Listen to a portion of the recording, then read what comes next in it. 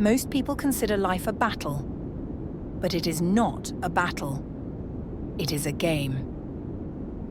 It is a game, however, which cannot be played successfully without the knowledge of spiritual law. And the Old and the New Testaments give the rules of the game with wonderful clearness. Jesus Christ taught that it was a great game of giving and receiving. Whatsoever a man soweth, that shall he also reap. This means that whatever man sends out in word or deed will return to him. What he gives, he will receive. If he gives hate, he will receive hate. If he gives love, he will receive love. If he gives criticism, he will receive criticism. If he lies, he will be lied to. If he cheats, he will be cheated. We are taught also that the imaging faculty plays a leading part in the game of life. Keep thy heart, or imagination, with all diligence, for out of it are the issues of life. This means that what man images, sooner or later externalizes in his affairs. I know of a man who feared a certain disease. It was a very rare disease and difficult to get, but he pictured it continually and read about it until it manifested in his body. And he died, the victim of distorted imagination. So we see, to play successfully the game of life, we must train the imaging faculty.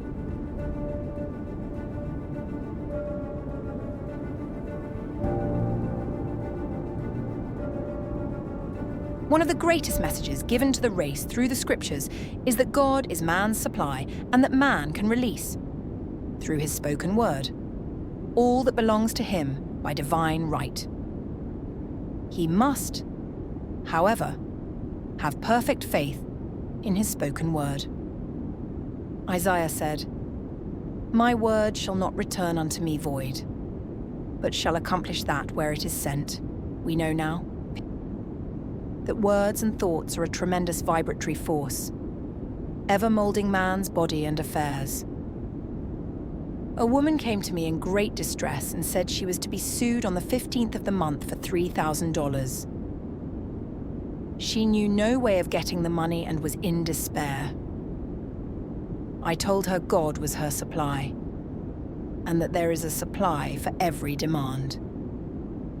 So I spoke the word. I gave thanks that the woman would receive $3,000 at the right time in the right way. I told her she must have perfect faith and act her perfect faith. The 15th came, but no money had materialized. She called me on the phone and asked what she was to do.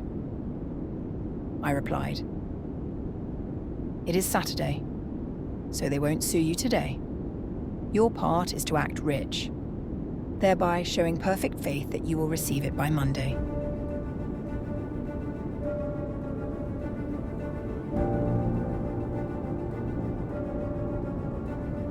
A person knowing the power of the word becomes very careful of his conversation. He has only to watch the reaction of his words to know that they do not return void. Through his spoken word, man is continually making laws for himself. I knew a man who said, "I always miss a car. It invariably pulls out just as I arrive." His daughter said, "I always catch a car.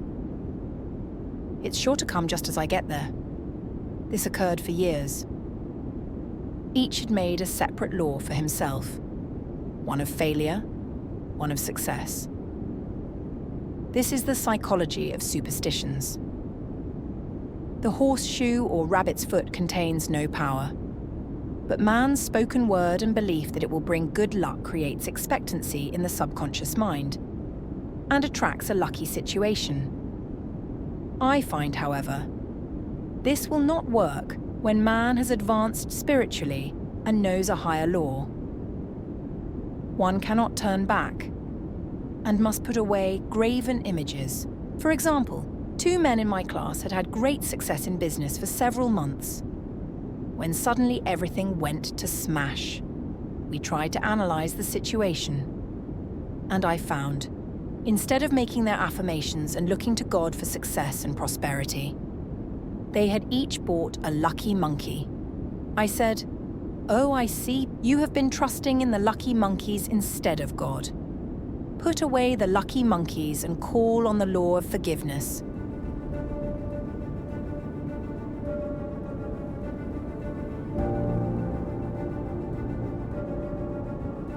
Nothing on earth can resist an absolutely non-resistant person. The Chinese say that water is the most powerful element because it is perfectly non-resistant. It can wear away a rock and sweep all before it. Jesus Christ said, "Resist not evil, for he knew in reality there is no evil, therefore nothing to resist." Evil has come of man's vain imagination or a belief in 2 powers, good and evil.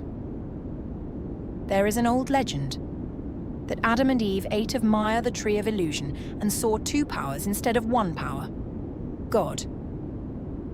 Therefore, evil is a false law man has made for himself through psychoma or soul sleep.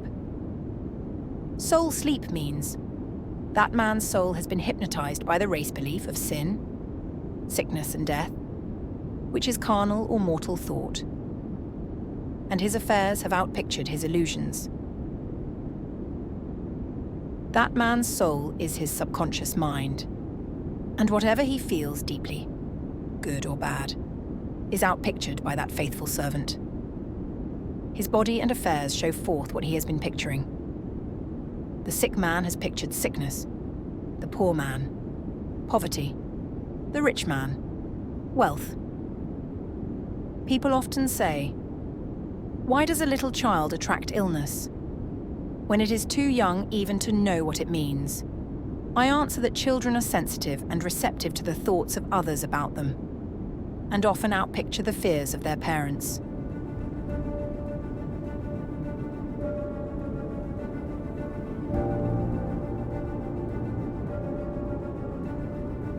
Man receives only that which he gives. The game of life is a game of boomerangs. Man's thoughts, deeds and words return to him sooner or later with astounding accuracy. This is the law of karma, which is Sanskrit for comeback. Whatsoever a man soweth, that shall he also reap. For example, a friend told me this story of herself, illustrating the law. She said, "I make all my karma on my aunt. Whatever I say to her, someone says to me. I am often irritable at home, and one day said to my aunt, who was talking to me during dinner, 'No more talk. I wish to eat in peace.' The following day, I was lunching with a woman with whom I wished to make a great impression. I was talking animatedly when she said, 'No more talk. I wish to eat in peace.' My friend is high in consciousness, so her karma returns much more quickly than to one on the mental plane. The more man knows, the more he is responsible for, and a person with a knowledge of spiritual law, which he does not practice, suffers greatly in consequence. The fear of the Lord, law, is the beginning of wisdom. If we read the word Lord, law point, it will make many passages in the Bible much clearer. Vengeance is mine. I will repay, saith the Lord. Law. It is the law which takes vengeance, not God.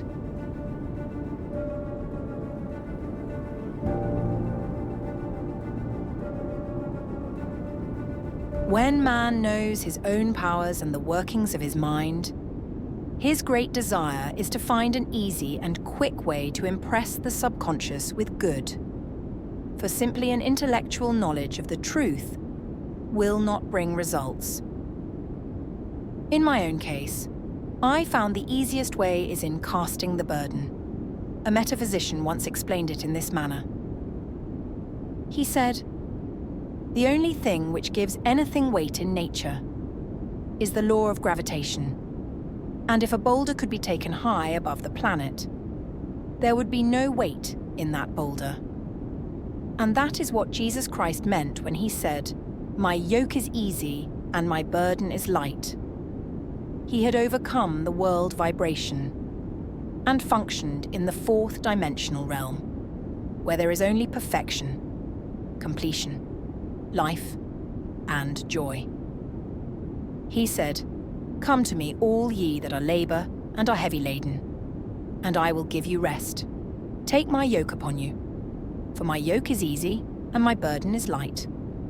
We are also told in the 55th Psalm, "To cast thy burden upon the Lord."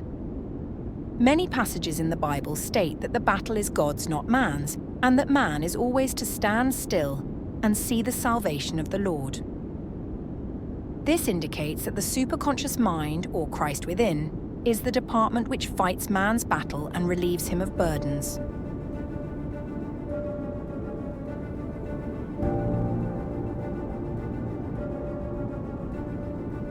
Every man on this planet is taking his initiation in love. "A new commandment I give unto you, that ye love one another." Uspensky states, "In tertium organum, that love is a cosmic phenomenon and opens to man the fourth dimensional world, the world of the wondrous. Real love is selfless and free from fear. It pours itself out upon the object of its affection, without demanding any return. Its joy is in the joy of giving. Love is God in manifestation, and the strongest magnetic force in the universe. Pure point. Unselfish love draws to itself its own. It does not need to seek or demand. Scarcely anyone has the faintest conception of real love. Man is selfish, tyrannical or fearful in his affections, thereby losing the thing he loves.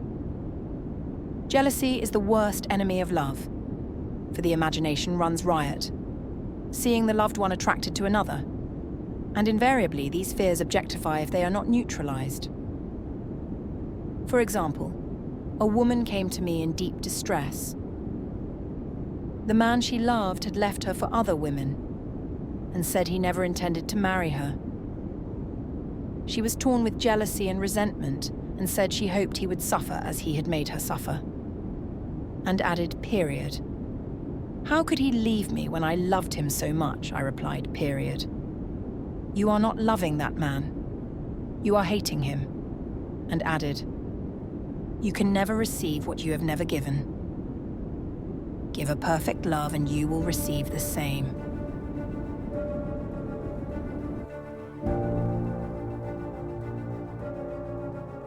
There is nothing too great of accomplishment for the man who knows the power of his word and who follows his intuitive leads. By the word, he starts in action unseen forces and can rebuild his body or remold his affairs. It is, therefore, of the utmost importance to choose the right words, and the student carefully selects the affirmation he wishes to catapult into the invisible.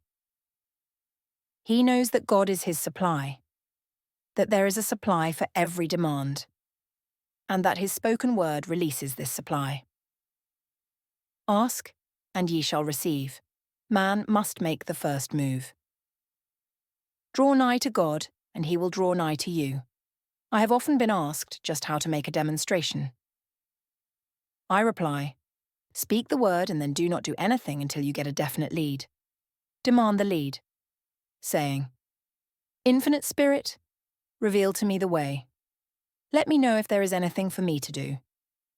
The answer will come through intuition, or hunch, a chance remark from someone, or a passage in a book.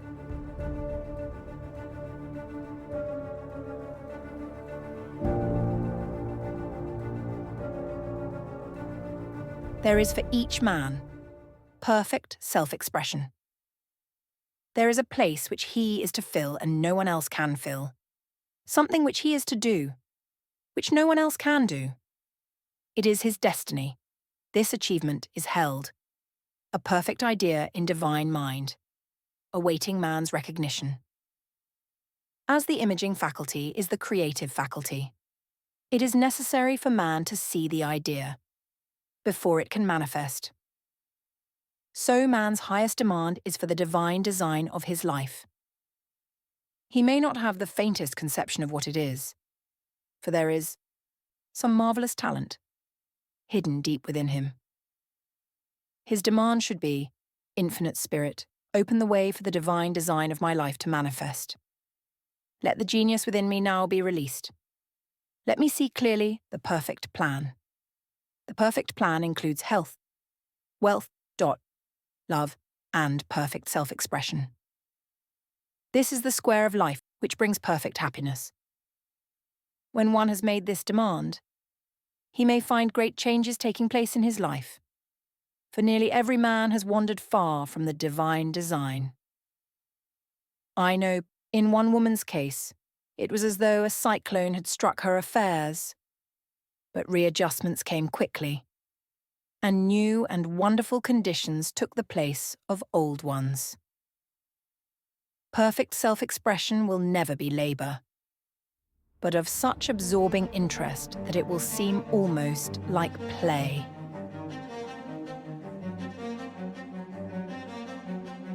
Ready to unlock a universe of wisdom? Subscribe to the channel, give it a thumbs up, and enjoy the power of knowledge.